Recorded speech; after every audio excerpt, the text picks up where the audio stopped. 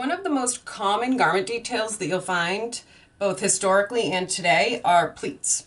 There are a ton of different types. Today we're just going to take a look at two of them, but really the technique is the same for any type of pleat that you draw.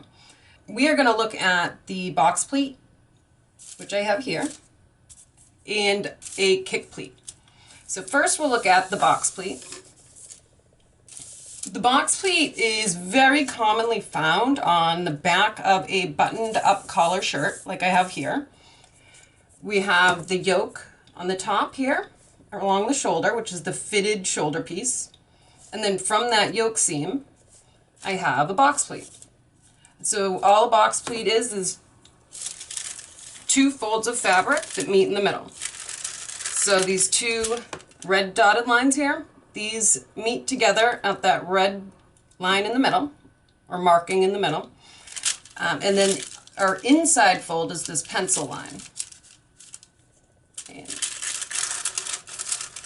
when we fold them, they meet together and they get stitched down, in the case of a collared shirt, to the yoke seam. So that holds it down. You can stitch it down part of the way. You could do top stitching with it, or you could just have the stitching hide. You could put a little marking with stitches here if you wanted to hold it down wherever you stop at. But regardless of how you do that, typically they are going to open to some extent. In this picture here, I just simply have two lines that indicate the outside fold, so the red dotted line, and that's what we would see. And then I have them fading out to nothing at the bottom. Sometimes you'll see it so it's creased the whole way. So you could draw the solid line the entire length of the shirt if you wanted. In which case I would probably show the hem. So that these came all the way down to here. And then this hem would have a slight up bump to it. Just very, very slight, probably even less than what I'm showing here, but I've exaggerated so you can see. And it would just show like that. And that would connect to that line there. We also will often see an inverted box pleat. An inverted box pleat is exactly what we just saw, but flipped over.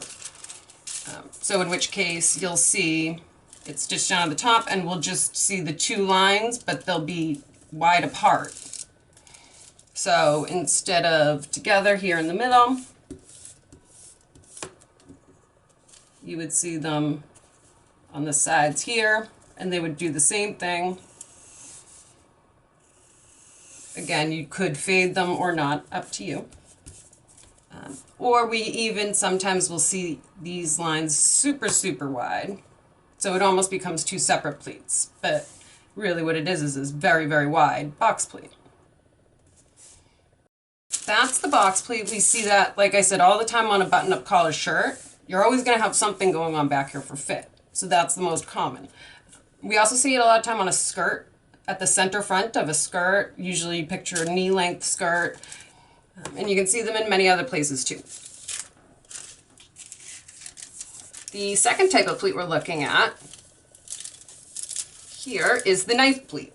So a knife pleat is a series of folds all facing the same direction, all the same width.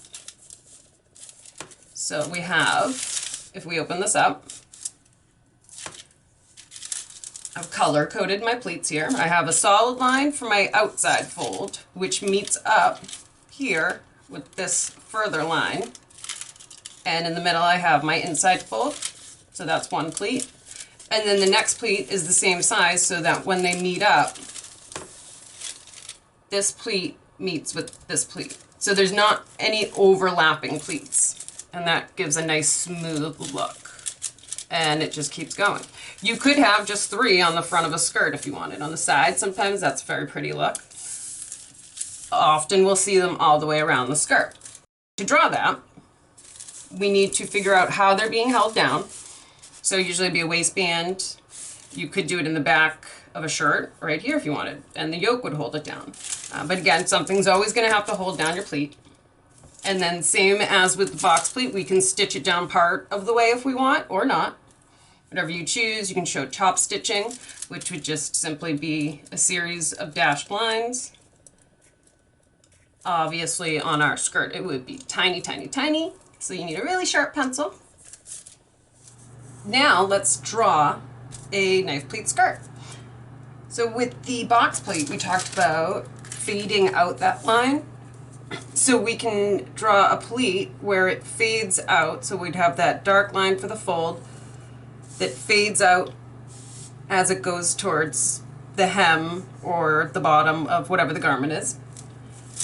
Or we can draw that straight line all the way to the hem like we did here to show that crease all the way to the bottom.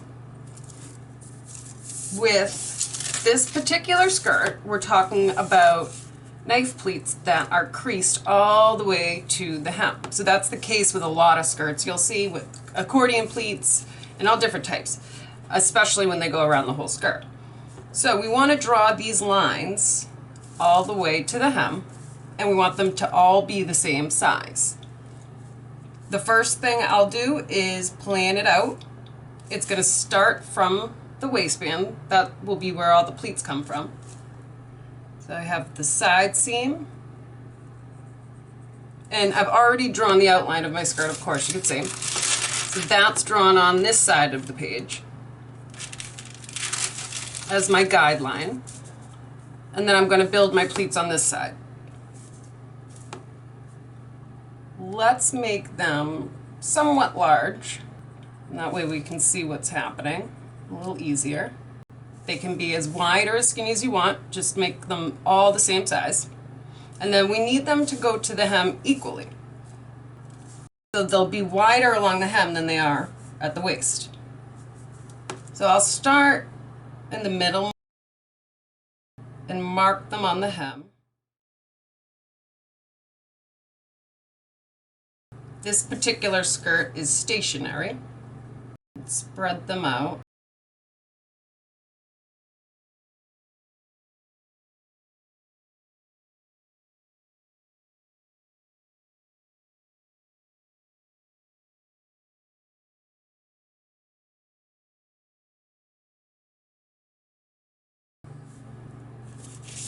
Okay, and now we have the pleats established. I'm going to bring in the side seam, and what I'm going to do is follow the skirt, of course, over the hip. But this is where it starts to turn at the hip. So that's right about where it starts to turn. And I'm going to make it so that this pleat is about as wide as the other ones, and then the same thing over here.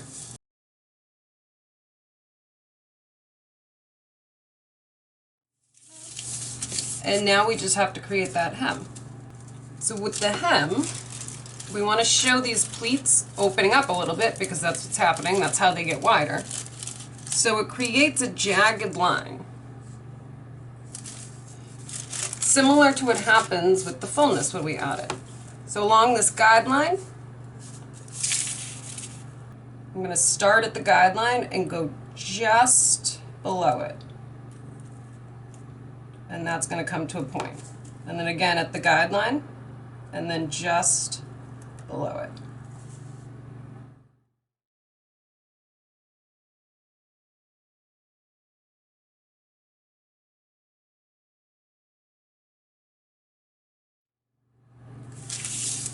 There's our pleated skirt. So all that's happening is along that guideline, you have